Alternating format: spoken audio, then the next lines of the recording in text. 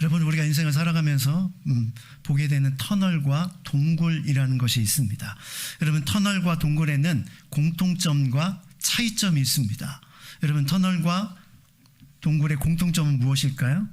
입구로 들어갈 때는 환한데 안으로 들어가면 들어갈수록 점점 더 어두워진다는 것입니다. 그러면 다른 점은 뭘까요? 터널은 계속 나아가면 환한 빛이 비추는 출구가 반드시 나오게 되어 있고, 동굴은 들어가면 들어갈수록 더 이상 앞으로 나아갈 수 없는 막힌 끝이 우리를 기다리고 있습니다. 나가려면 어떻게 해야 되죠? 다시 왔던 길을 돌아가야만 합니다. 많은 사람들이 어려움을 겪을 때 자신의 인생이 지금 깊은 동굴 안에 있다라고 생각을 합니다. 앞으로 가자니 막혀 있고, 뒤로 돌아가자니 지금까지 걸어온 것이 너무 허무해서 이러지도 못하고 저러지도 못한 가운데 그 어둠의 동굴에 갇혀 있는 사람들이 의외로 많다는 것입니다. 그러나 그리스도인의 인생은 깊은 동굴이 아니라 터널이라는 사실을 항상 기억할 필요가 있습니다. 우리 가운데 계속된 힘든 시련을 겪는 분들이 있습니다. 하나의 시련을 넘었더니 또 다른 시련을 만난 분들도 분명히 있죠. 그러나 여러분, 터널입니다. 여러분, 혹시 강원도에 대관령을 가보신 적이 있습니까? 계속 이어진 긴 터널이 기다리고 있습니다. 터널을 통과하면 또 다른 터널이 나오지만, 그러나 그 터널은 반드시 출구가 있음을 우리는 기억할 필요가 있죠.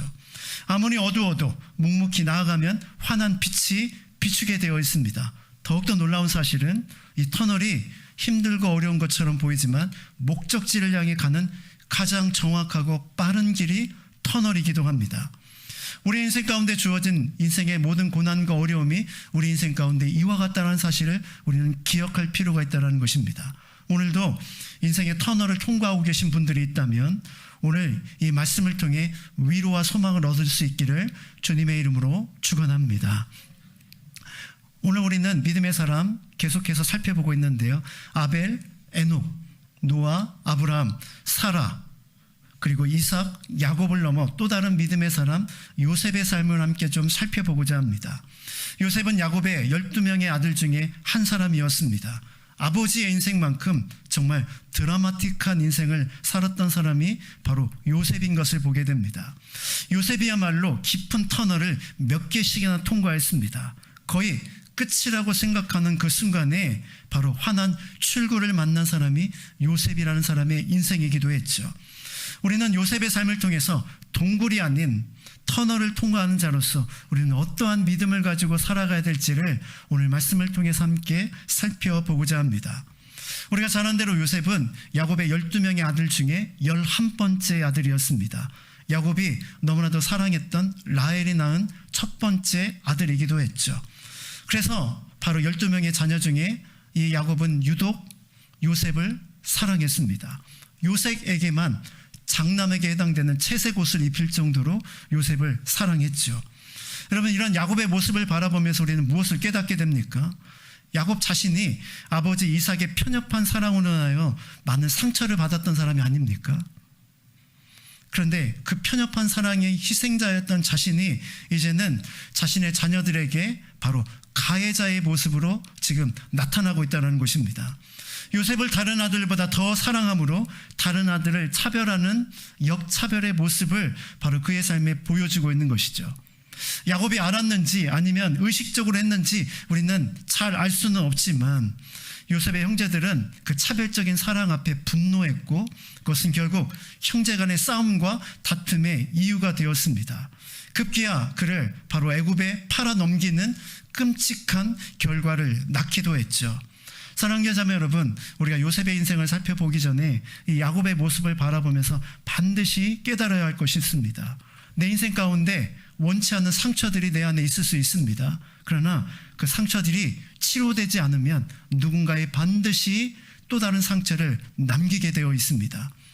주의 성령의 능력으로 우리 안에 있는 이 상처들이 치유되어지고 새롭게 변화되어 만져주신 바 되어질 때 우리 인생은 누군가에게 새로운 은혜를 끼치는 인생이 될 수 있다는 것입니다. 믿음의 사람이었던 야곱이었지만 야곱은 자신이 물려받은 상처를 그대로 자녀들에게 물려주는 그런 악을 유전하는 그런 모습들을 우리에게 보여주고 있는 것이죠. 반면에 여러분, 피해자였던 요셉은 어떻습니까? 요셉은 자기가 받은 상처와 형제 간의 다툼과 아픔들을 그리스도 안에서 하나님의 은혜 가운데 치료를 받았습니다. 그리고 나중에 살펴보겠지만 그는 가족을 그리고 주변의 사람들을 변화시키는 놀라운 삶을 살아가게 되죠. 요셉은 피해자였지만 가해자가 되지 않았습니다. 여러분, 이것이 십자가의 정신입니다. 구약에서 예수님을 가장 닮은 대표적인 인물이 있다면 그 사람을 요셉이라고 듭니다. 왜 그렇습니까? 요셉이 바로 예수님의 하나의 모습을 우리에게 보여주고 있기 때문이죠. 십자가에 달려 돌아가셨을 때 자신을 향하여 욕하는 그들을 향해 저들의 죄를 용서하여 주옵소서, 자기들이 하는 일을 알지 못함이니이다, 이렇게 고백했던 예수님의 모습은 요셉의 삶을 통해서 간접적으로 보여지고 있는 것이죠. 자기를 팔아넘기고 죽음의 위기에 몰아넣었던 그 형제들을 품는 피해자였지만 가해자가 되지 않고 용서자로 남았던 요셉의 삶이야말로 예수님의 모습을 우리에게 보여주고 있는 것입니다. 사랑하는 자매 여러분, 요셉은 이렇게 형제들의 미움을 받아 애굽의 노예로 팔려가게 됩니다.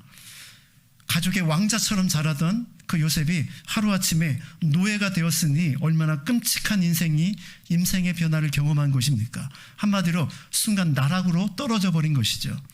요셉은 아마 그의 인생 가운데 그 시기가 가장 큰 불행의 시기라고 생각했을 것입니다.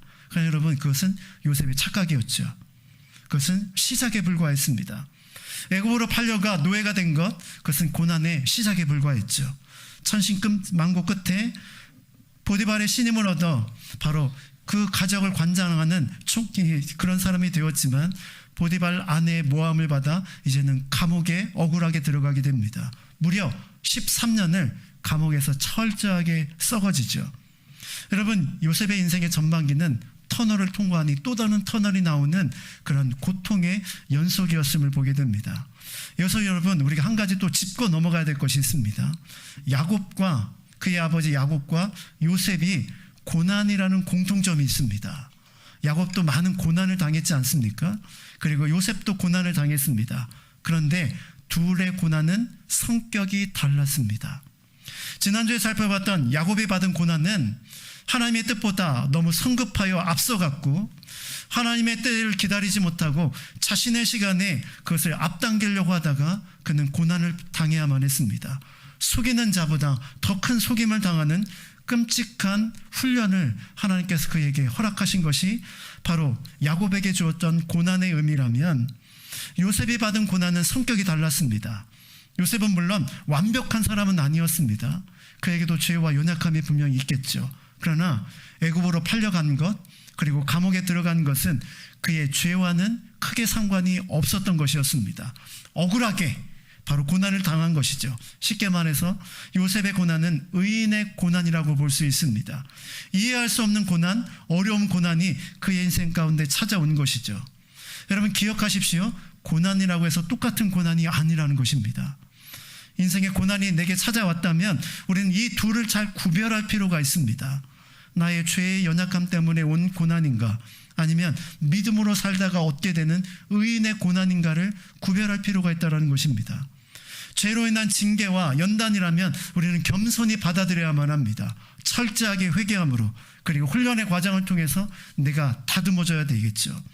반면에 믿음으로 살다가 받는 고난이라면 우리는 용기를 잃지 않고 그 터널을 끝까지 묵묵히 통과해내야만 합니다. 잘 견디고 끝까지 인내해야겠죠. 요셉은요, 이해할 수 없는 고난이 찾아왔을 때 어떻게 했습니까?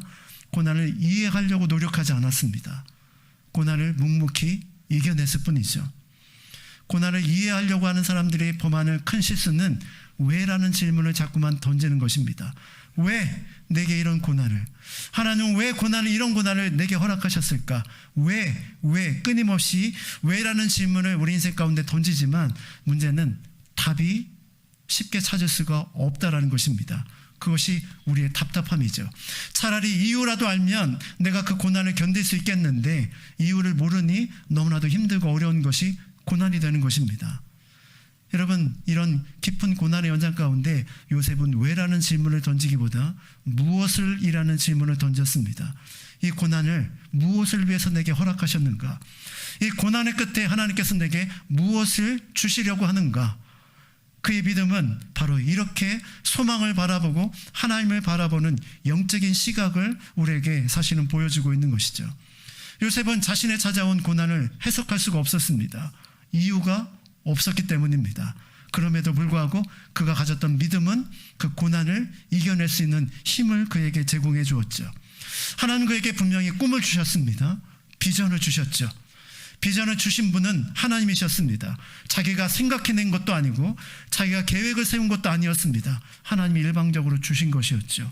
그렇다면 나의 인생을 이끌어 가실 분도 하나님이라는 사실을 그는 신뢰하고 끝까지 바라보았던 것이죠.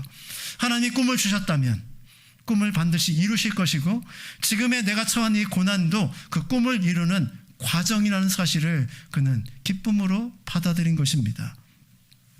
믿음은 이렇게 어려운 시대 속에서도 낙심치 않고 하나님의 선하심을 바라보게 하는 것이 참된 믿음의 특징이죠. 우리가 살아가는 이 시대에 우리에게 필요한 것은 바로 이런 하나님을 신뢰하는 믿음일 것입니다. 우리 인생 가운데요, 믿음을 빼고 나면, 아니 하나님을 빼고 나면 남는 것은 보잘것없는 낫밖에 없습니다. 여러분 잘 기억하십시오. 우리 인생 가운데 믿음, 즉 하나님을 빼버리고 나면 아무것도 할 수 없는 보잘것없는 나의 인생만 남습니다. 근데 여러분, 보잘것없는 나의 인생에 믿음이 더해져 하나님을 신뢰하며 바라보게 되면 세상이 감당치 못하는 그런 믿음의 역사를 이루어내는 것이죠. 내가 하는 것이 아니라 하나님이 나를 통해 그렇게 이루어 가시는 것입니다. 나를 부르신 분도 하나님이시고 요셉에게 해당이 되면 그에게 비전을 주신 분도 하나님이시고 비전을 이루어 가실 분도 하나님이시기에 나를 부르신 하나님이 나의 구원자라면 나의 삶을 이끌고 가실 분도 하나님이심을 우리는 신뢰하며 한 걸음 한 걸음 터널의 끝을 향해 나아가는 인생이 되어야 한다는 것입니다.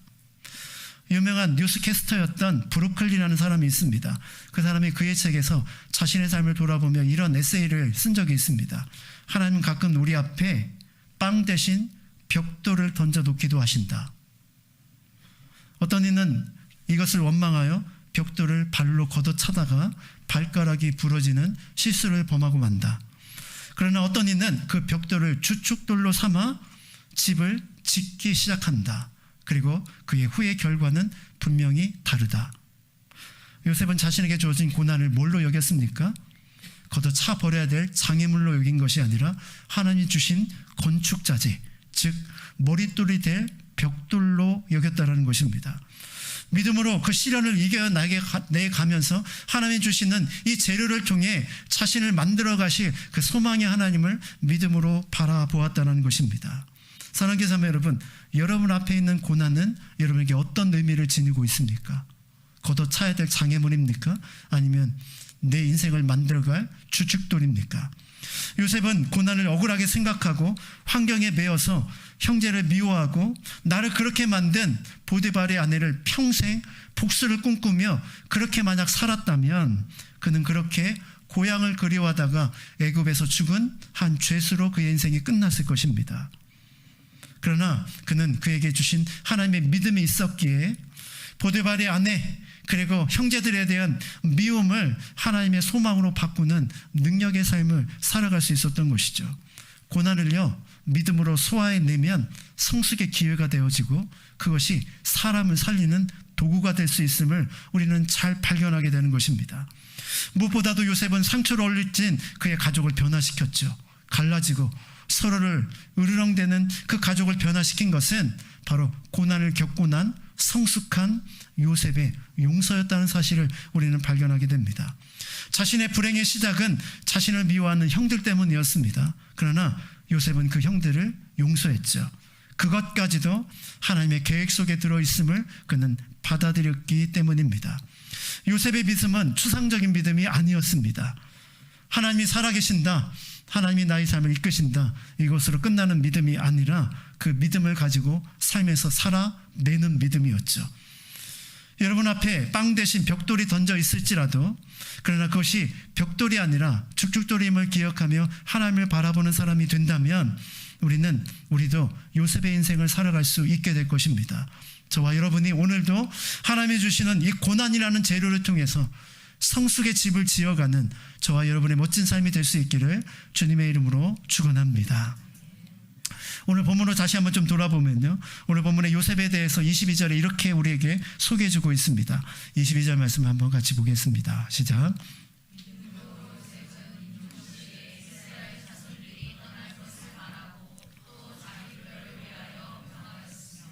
우리가 지난주에 살펴본 대로 야곱의 인생만큼 요셉의 인생은 참 드라마틱한 인생이잖아요.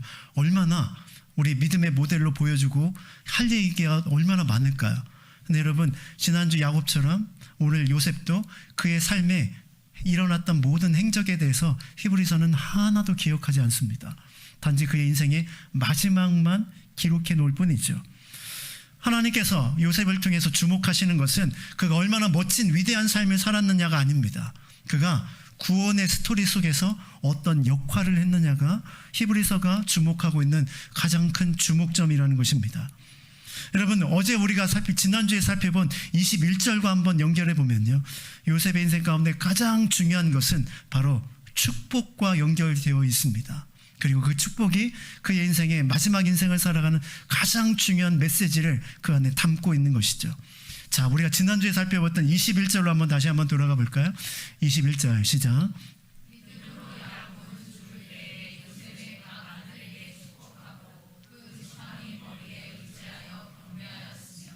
여러분, 야곱과 요셉의 인생이 오버랩되는 지점이 있습니다. 그것이 뭐냐면 요셉의 아들들을 야곱에게 데려가 축복을 받는 그 장면 속에서 야곱과 요셉의 인생이 이렇게 겹쳐 있음을 보게 됩니다. 여러분, 이런 자신의 아들들을 데리고 아버지 앞에 나아가 축복받기를 바라는 그 요셉의 모습 속에서 우리는 어떤 믿음을 발견할 수 있습니까? 요셉은 자수성가한 대표적인 인물이죠. 아버지나 가문의 도움 없이 순전히 세상적으로 말하면 자신의 힘으로 총리에 오른 입지전적인 인물이 바로 요셉이라는 인물입니다. 세상적으로 말하면요, 그는 이룰 수 있는 모든 것을 다 이루었고 가질 수 있는 모든 것을 다 가진 자였습니다. 그런데 여러분, 그의 인생은 그것이 끝이 아니었습니다. 그의 아내는 제사장 보디발의 딸이었습니다. 종교적인 권력과 세상적인 권력을 다 한순에 진 사람이었습니다. 사실 그 위에 왕이 있기는 했지만 사실은 왕보다도 더 많은 권력과 힘을 가졌던 사람이 요셉이라는 사실을 우리는 발견하게 되죠. 엄청난 고난의 시기를 겪고 이겨냈더니 그는 이런 축복의 사람이 되었다. 성경이 강조하는 것이 이것일까요? 요셉의 인생은 그렇게 말하지 않습니다. 요셉이 정말로 바라고 소망했던 것이 있었습니다. 그것은 바로 하나님이 주실 축복이었습니다. 자신이 지금 세상에서 이룬 것, 그리고 앞으로 누리고 살아갈 이 세상의 이런 것들이 아니라 아버지를 통해 나와 나의 가정에 임할 하나님의 진정한 축복을 그는 사모하며 그 두 아들을 데리고 아버지 앞에 겸손히 무릎을 꿇고, 아버지여, 하나님의 축복을 나와 우리 가정과 우리 자녀에게 주시옵소서, 이렇게 겸손히 무릎을 지금 꿇고 있는 것이죠. 요셉은 자신의 자녀들이 세상적인 풍요로움 속에서 살아가며 신앙을 잃어버리고 지금까지 자신을 인도해 오셨던 하나님께로부터 멀어지는 것을 원치 않았습니다. 그가 지금 쥐고 있는 수많은 축복들은 오히려 이 세상 속에서만 누릴 수 있는 것일 뿐 하나님이 주시는 더 큰 것이 있음을 그는 알았던 것입니다.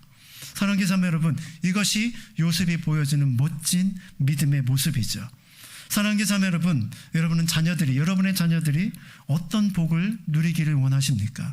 세상 사람들처럼 잘 되고 높은 자리에 오르며 좋은 직장을 가지고 남부럽지 않은 삶을 살아가는 것이 여러분의 자녀들을 향한 여러분의 꿈입니까?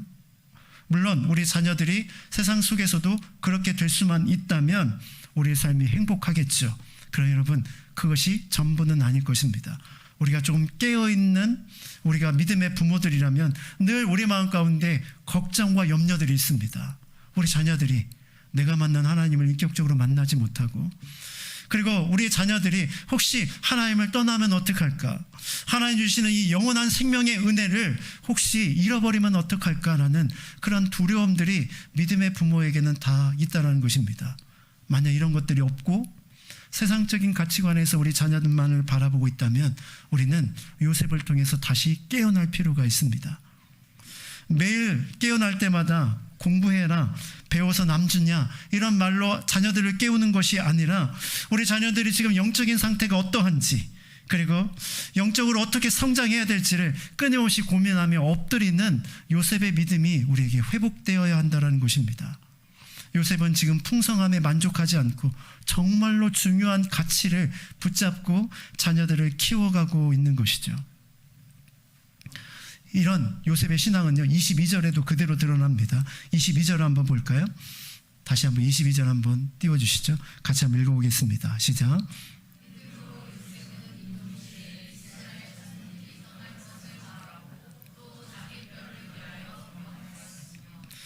여러분, 그의 삶을 자녀들뿐만이 아니라 다음 세대 백성들을 향해 이렇게 표현하고 있습니다. 이스라엘 자손들이 떠날 것을 말하고 라고 이렇게 표현하고 있습니다. 떠날 것, 장소로 바꾸면 떠날 곳, 그것이 어디입니까? 지금 요셉이 모든 것을 이루고 많은 것을 갖고 있는 이 땅입니다. 즉 애굽 땅이죠. 요셉은 살기 좋은 그 땅을 떠날 곳이라고 정의를 했습니다. 야곱의 가정 70명이 애굽으로 내려올 때 그들이 거했던 곳이 바로 비돔과 라암셋이라는 애굽의 지역 가운데 가장 비옥한 땅이었습니다. 나일강이 흐르는 하류 지역에 바로 이 지중해로 흘러가는 그 멋진 강이 흐르고 주변에는 풍성한 물과 그리고 목초지가 펼쳐져 있는 그 땅, 그 땅에서 그들은 아주 화려하고 아름다운 인생을 살아가고 있었습니다. 너무나도 풍성해서 그들이 떠나왔던 가나안 땅을 잊을 만큼 마치 에덴 동산과 같이 좋은 땅이 바로 그 땅이었습니다. 그런데 그 땅에서 희희낙낙하며 행복한 인생을 살아가던 그의 자녀들과 그리고 이스라엘 백성들을 향해서 요셉은 뭐라고 이야기하고 있습니까? 여기는 살아갈 땅이 아니라 떠날 땅이다 라고 그렇게 정의하고 있는 것입니다. 그러면 그가 떠날 땅은 어디입니까? 이 떠날 땅이 여기인데 나아갈 땅은 어디입니까? 바로 그가 예전에 살던 가나안 땅이죠. 여러분 생각해 보십시오. 개인적으로 요셉에게 가나안 땅은 어떤 땅일까요? 아픈 추억이 있는 땅입니다. 그 땅에서 그들은 날마다 싸웠고요. 그 땅에서 형제들에게 팔려가지고 애굽 땅으로 내려왔습니다. 어떻게 보면 요셉에게 과거인 이 가나안 땅은요, 기억하고 싶지 않은 땅이었습니다. 떠나고 싶은 땅이었죠. 오히려 지금 행복하게 모든 것을 누리는 이 땅이 그에게는 행복의 땅이었습니다. 근데 여러분, 요셉은 그렇게 생각하지 않았습니다. 하나님이 약속으로 주신 땅은 저 땅이고 지금 내가 행복하게 누리는 이 땅은 떠날 땅이다 라고 그는 정의하고 있는 것이죠. 이것이 믿음의 시각에서 세상을 바라보는 요셉의 관점이었다는 것입니다. 우리는 어려운 시절만 통과하면 좋겠다라는 생각으로 살아갑니다. 그리고요, 고난의 터널을 하나 통과하고 나면 그 다음에 바로 우리는 영적인 나태함과 긴장을 풀어버리죠. 마치 거기가 영원히 살아갈 땅처럼 거기에 주저앉아 버리는 것입니다. 요셉의 이야기로 바꿔보면 이제 모든 고난을 끝내고 애굽에서 모든 기반과 기초를 닦았으니 내가 여기서 영원히 부귀영화를 누리며 살리라, 이렇게 바로 말했다면 요셉의 인생은 거기서 그렇게 행복하게 살다 끝난 세상적인 인생과 별반 다를 것이 없다는 것입니다. 우리는 더 앞으로 나아가야만 합니다. 우리가 영원히 거주할 땅은 이 땅이 아니기 때문이죠. 우리는 목적지를 향해 걸어가는 나그네 인생입니다. 그리고 하나님이 부르시는 부르심은 우리가 이 땅에 있는 것이 아니라 하나님의 부르심을 향해 나아가야 하는 것이죠. 지금 영구히 거주할 땅에 사는 것이 우리가 아니라는 것입니다. 우리는 임시 거주지에 살아가고 있을 뿐입니다. 우리의 인생이 그와 같은 인생이죠.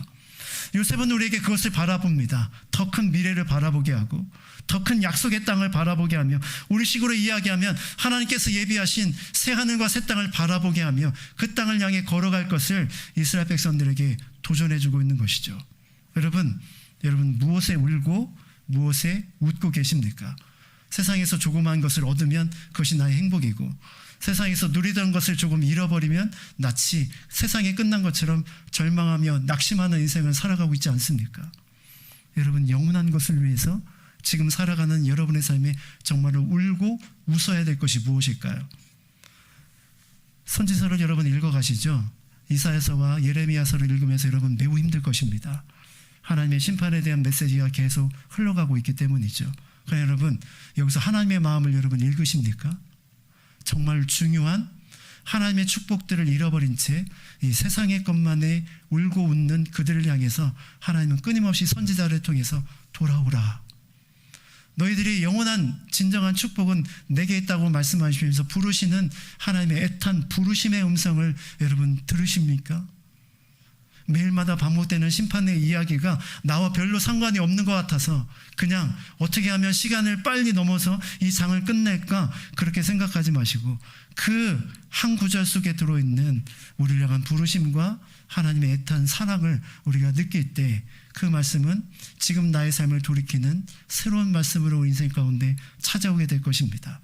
다 내려놓고 와라 하면 내려놓을 것들을 우리가 여전히 사로잡은 채 그렇게 걸어가고 있지는 않은지 우리 자신을 돌아봐야 하는 것이죠. 떠날 땅입니다. 하나님이 부르시면 내려놓아야 될 것들이죠.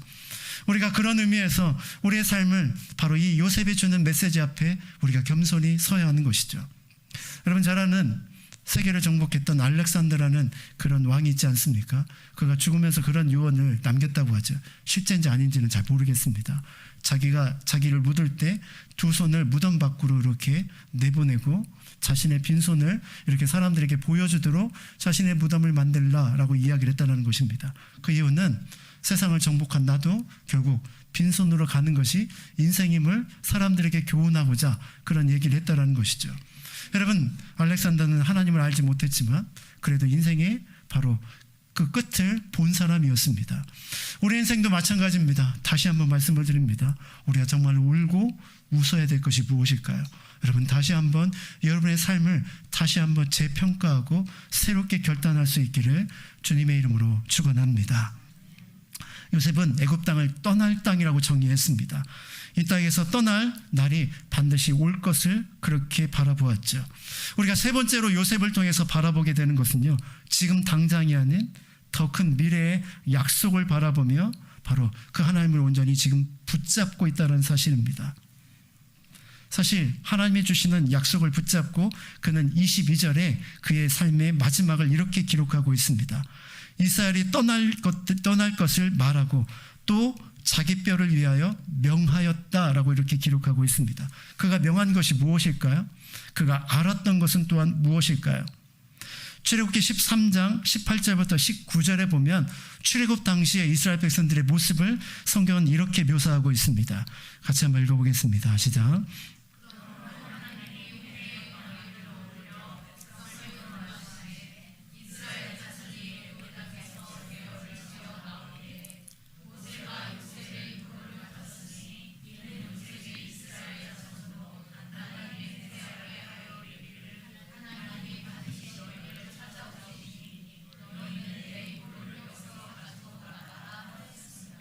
히브리서 11장 22절은 아주 간단하게 말했다라고 표현하고 있지만 출애굽기에는 그가 한 말을 이렇게 풀어서 정확하게 우리에게 소개해주고 있습니다. 그는 이렇게 말했습니다.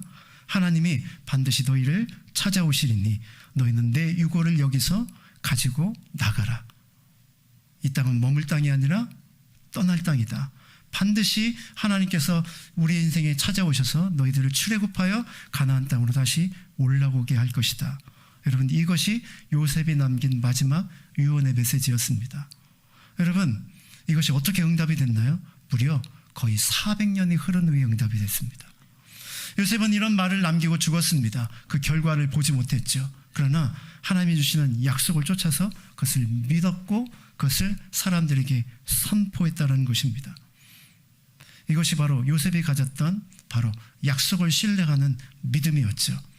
그러면 이 약속의 말씀은 어디서부터 시작이 되었을까요? 사실은 그보다 훨씬 이전부터 시작이 됩니다.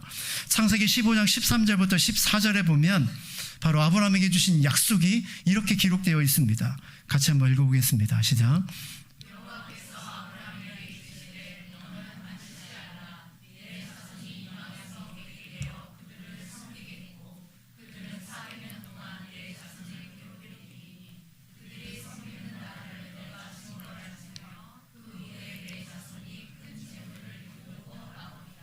요셉이 떠날 것을 어떻게 알았을까요? 그의 바로 선조였던 아브라함이 하나님부터 받은 말씀을 그가 전해서 들었기 때문입니다.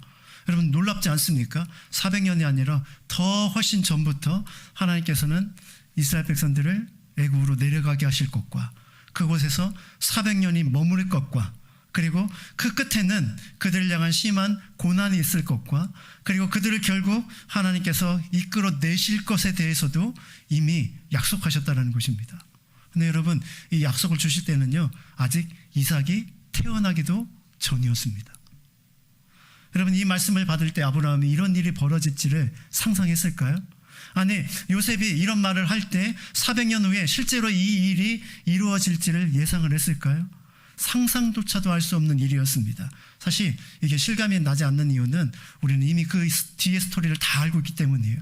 그래서 굉장히 시시해 보이지만 그러나 여러분 이 사건들이 말하여지고 그 후에 응답되어지는 과정 속에서 아브라함이 느꼈을 전류 요셉이 느꼈을 그 감격이 얼마나 컸을까요?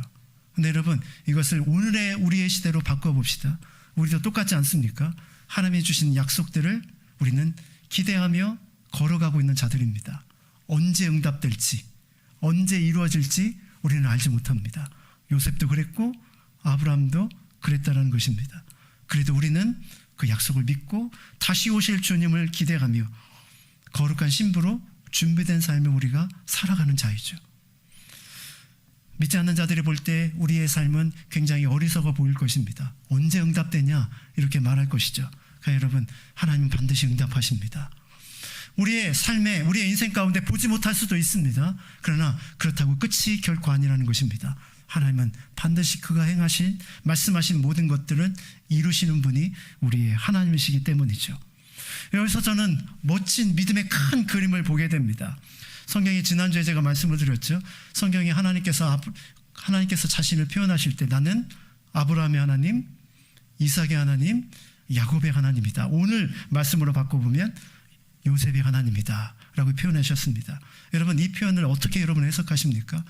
아브라함의 아들은 이삭이고 이삭의 아들은 야곱이다. 여러분 그게 아니라 이들은 하나님의 약속을 받은 자이고 그 약속을 전달한 자이며 또 그 약속을 또 품은 자이고 그 약속을 또 전달한 즉 언약으로 연결된 믿음의 자녀들, 믿음의 연대라는 사실을 우리에게 보여주고 있는 것입니다. 아브라함은 그의 아들에게 그의 아들은 또 그의 아들에게 믿음을 계속해서 물려주고 그 믿음은 또 다른 사람들에게 확신이 되어 하나님의 때를 바라보게 하는 그런 승리자의 삶을 살도록 만들어 주었다는 것입니다. 여러분의 믿음은 여러분의 자녀에게 그리고 여러분의 자녀의 믿음은 또 그 다음의 자녀들에게 연결되어질 때 그 자녀의 삶은 바로 우리의 가정 속에서도 아브라함과 이삭과 야곱의 자녀의 믿음의 바로 이런 연대처럼 이어지는 것이죠. 사랑하는 자매 여러분, 이런 축복이 저와 여러분의 가정에 있기를 주님의 이름으로 축복합니다. 창세기 50장 24절에 보면 이 요셉의 마지막 모습을 또한 우리에게 이렇게 기록하고 있죠. 같이 한번 읽도록 하겠습니다. 시작.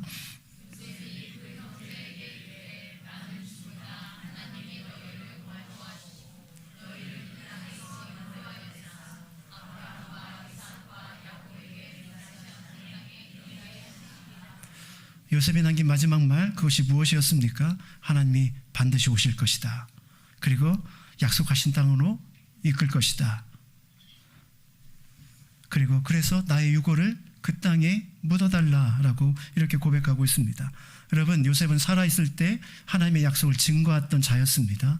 그리고 죽어서도 그의 무덤을 통해서 하나님의 약속을 바라보게 했던 사람이 요셉이었습니다. 이것이 그의 위대한 믿음의 모습이죠. 사나 죽으나 그의 삶을 통해서 죽음을 통해서 하나님의 역사하심과 그 비전을 바라보게 하는 사람, 그것이 바로 요셉의 멋진 인생의 모습이었다는 것입니다. 어떻게 보면 빈 무덤으로 다시 사는 영원한 부활의 생명이 있음을 우리에게 알려주신 부활의 주님처럼 요셉의 무덤은 또 다른 믿음의 증표로 이스라엘 백성들에게 비춰지고 있다는 것입니다. 우리가 부르는 찬양처럼 이 눈에 아무 증거 아니 배워도 믿음만을 가지고 늘 걸으며 이 마음에 슬픔 없이 살아갈 때 우리 소원 주 안에서 이루리. 걸어가세 믿음 위에 서서 나아가세 의심 버리고 걸어가세 믿음 위에서 눈과 귀에 아무 증거 없어도. 여러분, 우리가 걸어가는 인생길이 이와 같습니다. 눈에 보여지는 것은 없지만 우리는 요새처럼 약속을 붙잡고 이루실 그 하나님을 신뢰하며 바라보는 것이죠. 살 때도 그렇게 살고 죽을 때도 우리는 그렇게 죽는 것입니다. 여러분 인생의 마지막에 자녀들에게 물려질 믿음의 한마디를 여러분 생각하며 사시길 바랍니다. 그들이 평생을 살아가며 나를 기억하고 내가 보여줬던 그 믿음을 기억하는 것뿐만이 아니라 내가 전달한 그 마지막을 말씀을 기억하도록 자녀들을 향한 가장 중요한 한마디를 준비하고 살아갈 수 있는 그런 사람이 되기를 원합니다. 자신의 무덤으로 자신의 해골이라도 믿음의 증포가 되기를 바랬던 요셉의 삶처럼 우리의 그냥 무덤이 무덤으로 끝나는 것이 아니라 천국을 바라보게 할 수 있다면 그의 죽음은 결코 헛된 죽음이 아닐 것입니다. 13세기에 이탈리아 유명한 탐험가였던 마르코 폴로라는 사람이 있습니다. 마르코 폴로는 중국에서만 17년을 살았다고 합니다. 그는 유럽 사람들이 중국으로 들어오기 전에 중국에 대해서 잘 알지 못할 때 중국에서 17년을 살며 그곳에서 경험하고 보았던 것을 책으로 만들어냈습니다. 그것이 그 유명한 동방견문록이라는 그런 책이었습니다. 당시에 바로 유럽 사람들에게 중국은 미지의 땅이었습니다. 너무 멀기 때문에 가볼 수 없는 땅이었죠. 심지어 마르코 폴로가 바로 그 책을 바로 써서 사람들에게 알렸지만 사람들은 그 책의 내용을 믿지 않았다고 합니다. 그래서 마르코 폴로가 거의 죽게 되었을 때 그의 친구들이 그에게 찾아와서 이렇게 말했다고 합니다. 이제 당신의 살 날도 멀지 않았으니 이제 그만 진실을 좀 밝혀주십시오. 자네가 쓴 그 모든 내용들이 사실이 아니라 소설이라는 사실을 말하고 죽으십시오. 사람들이 헷갈리니 그렇게 말해달라고 부탁을 한 것입니다. 그때 마르코 폴로가 이렇게 이야기를 했다고 합니다. 천만에 그 책의 내용은 모두가 사실입니다. 내가 직접 보고 경험한 것을 그 책에 반도체 담지 못했습니다. 머지않아 어쩌면 자네들의 후손들이 그 책의 진실을 보게 될 것입니다. 여러분 참 우리에게 전달해주는 메시지가 있지 않습니까? 우리는 지금 아무리 이야기해도 사람들은 그것을 믿지 않을 것입니다. 그러나 시간이 지나 하나님의 약속의 때가 성취되어야 할 그때에 바로 그들은 보게 되겠죠. 그것이 진실이며 사실이라는 것을 말입니다. 우리의 삶이 그와 같은 삶을 살아가는 과정에 있다는 것입니다. 400년이 넘어 일어날 그 일들을 바라보며 이스라엘 백성들을 깨웠던 요셉처럼 우리 또한 그런 삶을 살아야 할 것입니다. 요셉의 삶의 위대함은 아무것도 없던 노예가 총리가 되었다는 것이 아닙니다. 하나님의 비전과 하나님의 구원을 백성들에게 선포하며 그들을 깨웠다는 것이 바로 요셉의 믿음의 가장 중요한 메시지이죠. 이제 말씀의 결론을 내기를 원합니다. 믿음은 고난의 현장 속에서도 자신을 지키고 소망을 품게 합니다. 동굴이 아니라 터널임을 기억하게 만들죠. 믿음은 지금 당장의 일이 아니라 앞으로 이루어질 일을 바라보며 흔들리지 않게 앞으로 나아가게 합니다. 믿음으로 살고 믿음으로 죽어 하나님의 약속을 증거물로 남기는 요셉의 삶, 그 삶이 저와 여러분의 삶이 될 수 있기를 주님의 이름으로 축원합니다.